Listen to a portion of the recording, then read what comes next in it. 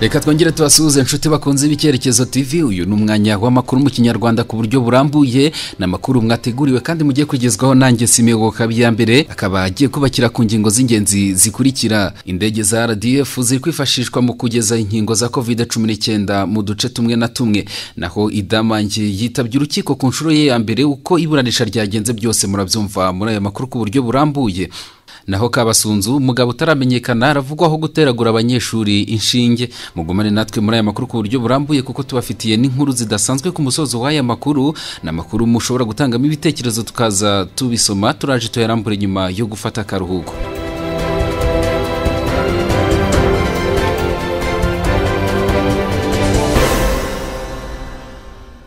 Tubahaye ikaze muri aya makuru ku buryo burambuye. Tugiye guhera kuri ivuga yuko indege za kajugujugu z'ingabo z'u Rwanda zirwanira mu kirere RAF cyangwa se Rwandair Force ziri kwifashishwa mu kugeza inkingo za COVID-19 mu duce tumwe na tumwe tw'igihugu. Izi ndege zamaze kugera mu karere ka Burera ndetse no mu karere ka Huye, bikaba biteganyijwe yuko zoherezwa mu tundi turere imodoka zageramo bitinze.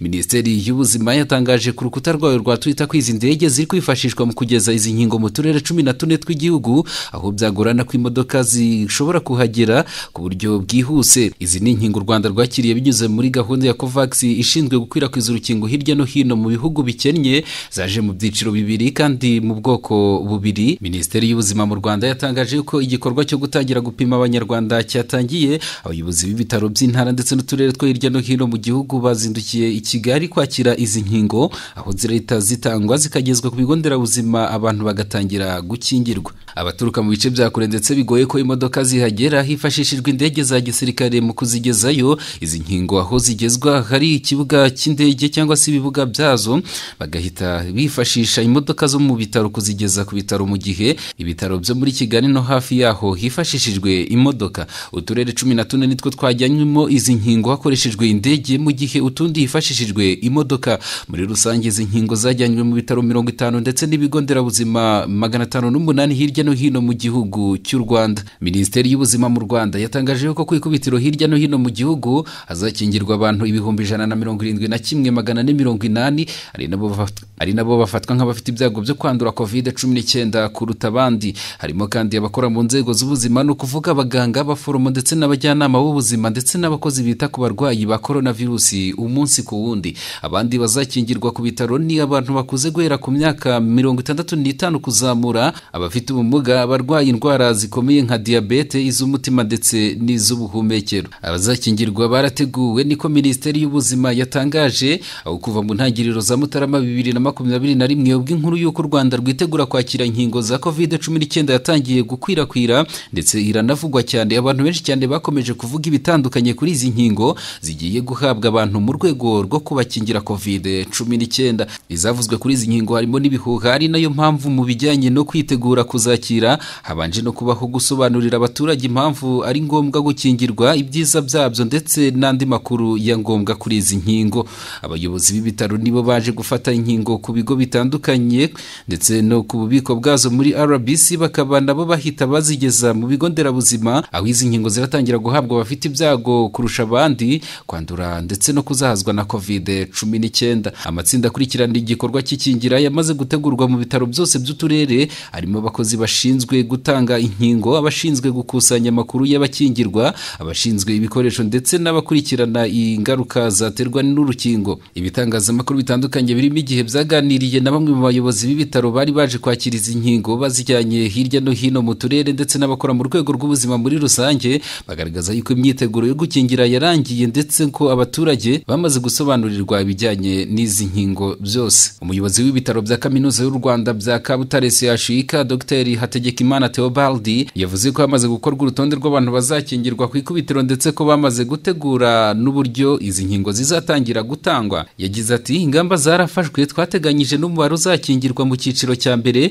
twe n'abakozi, abaganga, abakora amasuku, mbese abantu bose bo mu kigo. Hari n'ibindi byiciro twatekerejeho, bose hamwe barenga 1,000. Yakomeje agira ati, twamaze kubategura aho bazahererwa urukingo ndetse hamaze kugezwa ibikoresho. yagize ati twamaze kubategura aho bazaruhererwa kugeza bamaze gukingirwa kugira ngo tuzarindire ibindi byiciro by'inkingo uko bizagenda biza mu Rwanda. Dr Hategekimana yavuze ko aho izi nkingo zirashyirwa hamaze gutegurwa ndetse ko ibizakenerwa byose bihari ku buryo nta kibazo na kimwe gishobora gutuma hagira urukingo na rumwe rwangirika rutageze kubo rwagenewe. Yakomeje agira ati bazirinde ibihuha kuko ubwo rwatangiye kuza nanjye nifuzaga ko naba mu bambere barubona n'aka kanya barumpaye kuri njyewe nk'umuganga nzi neza icyo bimaze, narabonye abarwaye nkabona uko bagiye bapfa n'ingaruka zigera kuri babandi bayikize.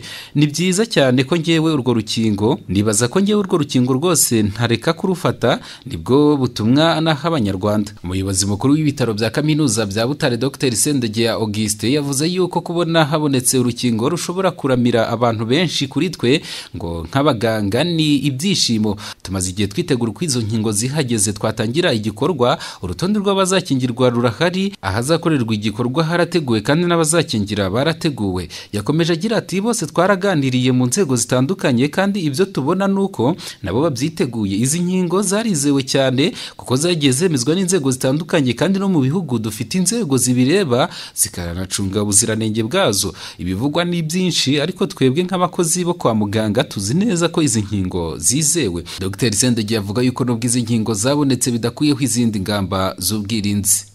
Hari icyo bivuze ko u Rwanda rwahawe izi nkingo za COVID-19. Izi nkingo u Rwanda rwakiriye n'izindi ruzakira zatanzwe binyuze muri gahunda ya COVAX, bivuze ko ari ubuntu kuko ngo iyi gahunda yagiyeho mu bufatanye bw'ishami ry'umuryango w'abibumbye ryita ku buzima OMS, guverinoma y'Ubufaransa ndetse na komisiyo y'ibihugu by'ubumwe bw'Uburayi. Iyi gahunda izageza inkingo ku bihugu 145 bikennye n'ibiri mu nzira y'amajyambere hirya no hino ku isi. U Rwanda ruzahabwa inkingo zingana na miliyoni n'ibihumbi 98,960 muri iyi gahunda. Izi nkingo kandi ariko ngo ntabwo zizaba zihagije, ari nayo mpamvu hamaze gutegurwa ingengo y'imari ingana na miliyoni 124 z'amadolari y'Amerika izifashishwa muri gahunda yo kugura izindi nkingo. U Rwanda rurateganya ko uyu mwaka wa 2021 uzarangira rukingiye 30% by'abaturarwanda ndetse 2022 karangira hakingiwe abandi 60%.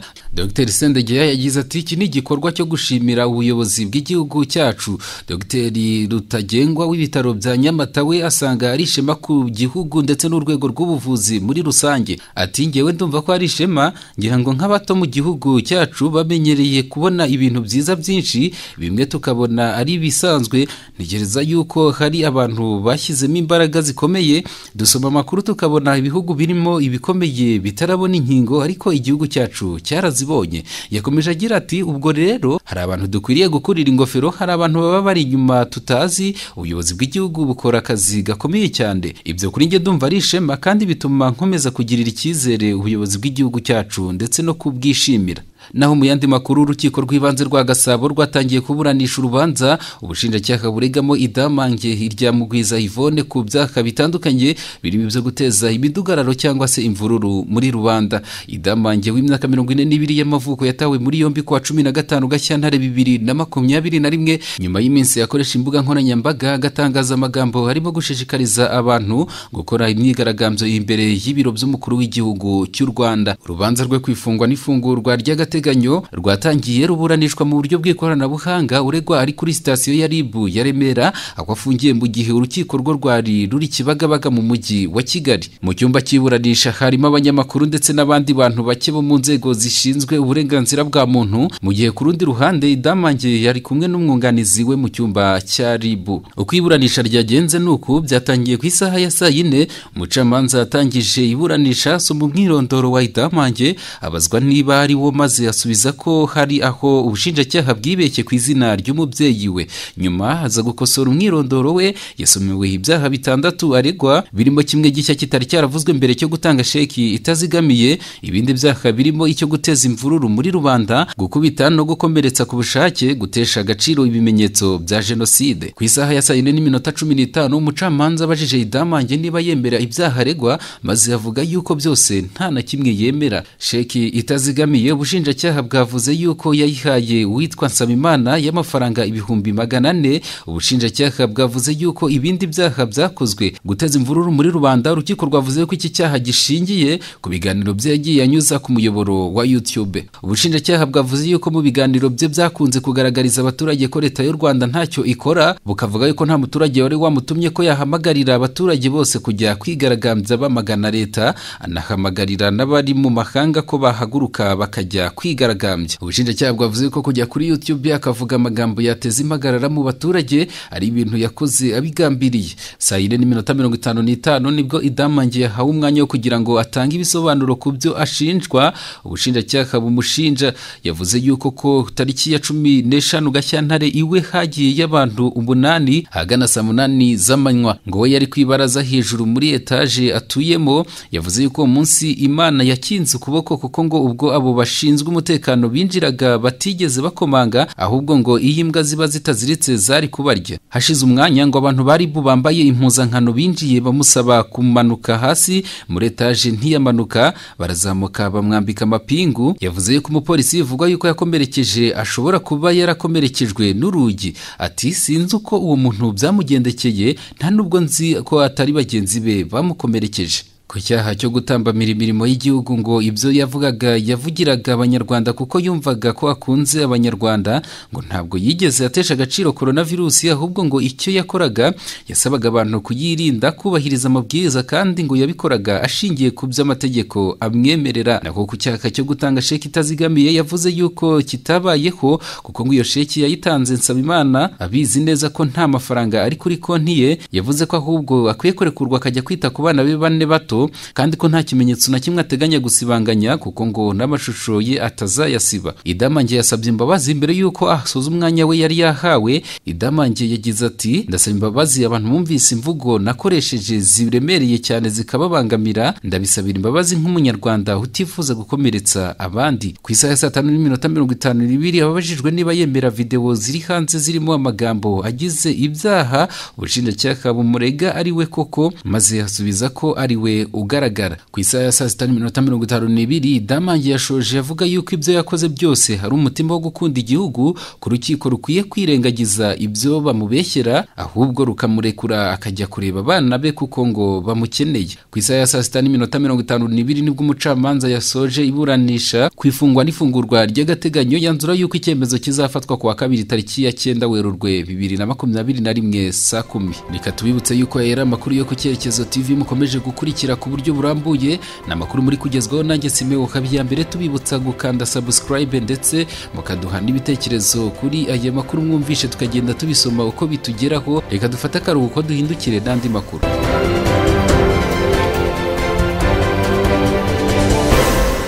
Reka twerekeze Kabusunzu aho umugabo utaramenyekana avugwaho guteragura abanyeshuri inshinge. Aha ni mu rwunge rw'amashuri rwa Kabusunzu ruherereye mu murenge wa Nyakabanda, ni mu karere ka Nyarugenge mu mujyi wa Kigali. Haravugwaho umugabo wari wambaye kasike wagiye guteragura bamwe mu banyeshuri inshinge, bigakekwa yuko yaba yarabanduje indwara. Ubwo uyu mugabo yirukankaga kuri aba banyeshuri, bamwe baramucitse, abo yafashe abari bo atera izi nshinge. Ibinyamakuru bitandukanye birimo Bwiza byasuye ubuyobozi bw'iryo shuri. Umuyobozi waryo mu buryo bwo kwihunza umunyamakuru avuga yuko ayo makuru ntayo azi. Yagize ati amakuru ntayo mfite, ntayo bampaye, gusa asezeranya umunyamakuru ko igihe azaba yamuteguje azemera bakaganira. Nubwo uyu muyobozi yavuze yuko atazi aya makuru, bamwe mu baforomo bavurira mu kigo nderabuzima cya Kabusunzu bavuga yuko bakiriye umwe muri aba bana batewe inshinge n'uyu mugabo. Ngo umubyeyi w'uyu mwana yamujyanye kuri iki kigo nderabuzima bitewe n'impungenge yari afite ko uyu mugabo utaramenyekana yaba yaramwanduje indwara nk'agakoko gatera sida. Umuforomokazi wungirije umuyobozi w'iki kigo nderabuzima Marceline Musamandera yagize ati aya makuru natwe twarayamenye tuyahawe n'umuganga ko umwana yahageze ari kumwe n'umubyeyi we. Umubyeyi we amubwira yuko umwana yatewe urushinge ku ishuri akaruterwa n'umuntu batazi. Yakomeje ati twebwe nk'abaganga rero icyo tuba dushinzwe ni ukwakira umurwayi cyangwa se umukiriya waje yatugezeho. Muganga rero yaramwakiriye amukorera ibisabwa byose, arangije amwohereza ku bitaro bikuru bya Muhima. Ibinyamakuru bitandukanye byanditse yuko bikomeje gushakisha aya makuru, gusa ngo abe bireba cyane cyane mu rwego rw'amashuri rwa Kabusunzu ngo ntawe ushaka ko hamenyekana aba bana batewe izi nshinge kandi ngo mu by'ukuri baba bahari. Ibinyamakuru bitandukanye birimo nk'ikinyamakuru Bwiza byavuze ko bikomeje gukora icukumbura kugira ngo bamenye n'icyo bari gufashwa mu rwego rwo kurindwa ingaruka z'izi nkingo. Tubashimiye kuba mwateze amatwi aya makuru ku buryo burambuye, turabashimiye kandi mwese abakanze subscribe, abakanze kunzogera kugira ngo mujye mubona notification z'aya makuru tuba tumaze kubabwira. Nitwa Simeon Habiyambere, tubifurije ibihe byiza.